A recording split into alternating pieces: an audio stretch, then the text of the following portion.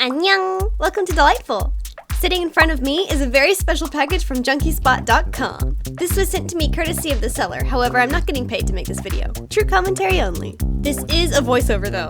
When I initially opened this box, I was so excited that my commentary was really disorganized and pretty bad, so I wanted to try again for a more quality review of these products because they deserve it. First, look at this packaging label. Fragile, please handle with care. Breakable vinyl person traveling inside. So adorable. Because the seller contacted me, I actually do know what's in store here, but I have no idea how it will be presented, so that's a surprise. Also, I have never seen a ball-jointed doll in person before, so my first look at this product will be a sort of innocent, impartial first impression. Although to be fair, the seller did tell me this, and I quote, "Hujoo dolls are somewhat ball-jointed, meaning they don't have true ball joints. They're ABS plastic instead of resin, but they've been embraced by the BJD community pretty well. As far as I'm concerned, it's a ball-jointed doll."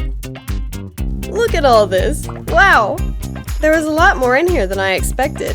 The seller was very generous to send me eyelashes even. This is silicone putty, which is used to set the eyes in place, I'm told. I'll get to that later. Now let's get to the good stuff, the dolls. Let's look at this girl first. These dolls are both from the Hujoo brand. This is Freya, a female anthropologic cat girl. She comes in white and gray, and this is the gray version. Right away, I was really impressed with the articulation. You can see she's articulated at the neck, shoulder, elbow, wrist, chest, whatever this area is called, crotch I guess, and double jointed at the knees and the ankle. She has a further range of motion than the Monster High dolls I'm used to. Although because the doll's parts are held together by a taut elastic, it feels different to pose them. You can definitely feel that the limbs are connected in there.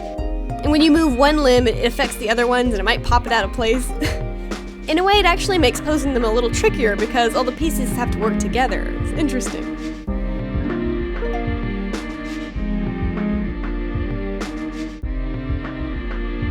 She comes with this tail, but it seems I'll have to install the magnet on the inside before it'll stay put.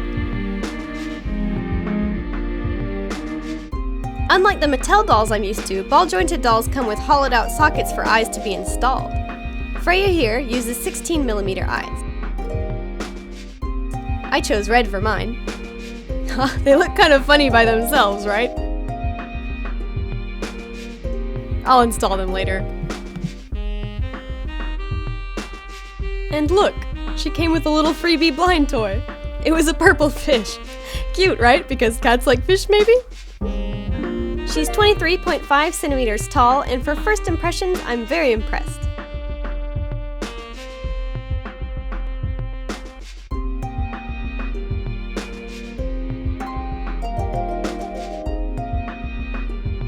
I'll put some info about her on screen now.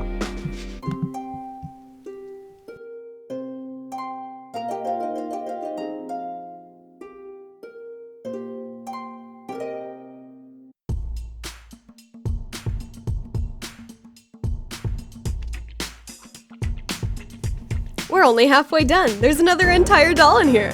Yep, this is Freyr, the male version of the same doll. He also comes in gray and white, and this is the white version. And I'm just realizing this dark backdrop totally isn't working for this guy, so I'm going to switch it to something lighter. There we go, that's a better exposure.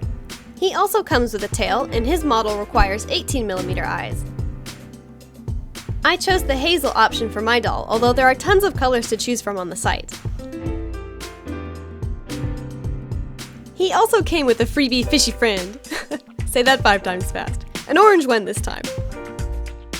Freyr has all the same points of articulation as Freya, but a different torso and facial mold. He's slightly taller at 24 centimeters and just as beautiful a doll. Here are some specs on him.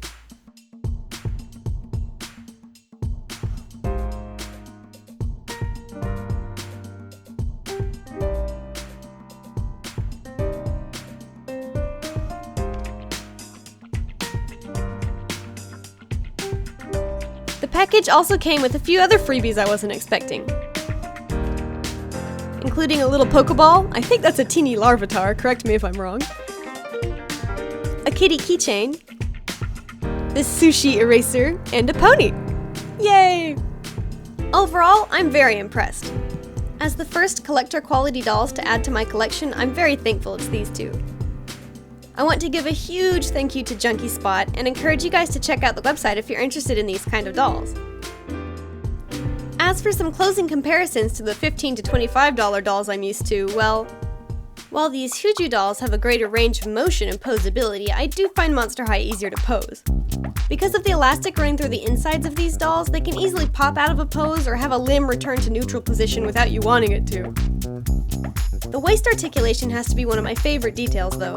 It really allows for some dynamic action poses that you just can't get with other dolls. I'm not quite sure how to securely install the tail without it being somewhat fragile and awkward, so honestly, they're better off tailless, unless I do more research about it and find a better way. As for the inset eyes, I'm a little torn. I like having the capability of choosing my eye shapes and expressions that non-hollowed out faces allow. I'd honestly say that flatter faces allow for a greater range of artistic expression.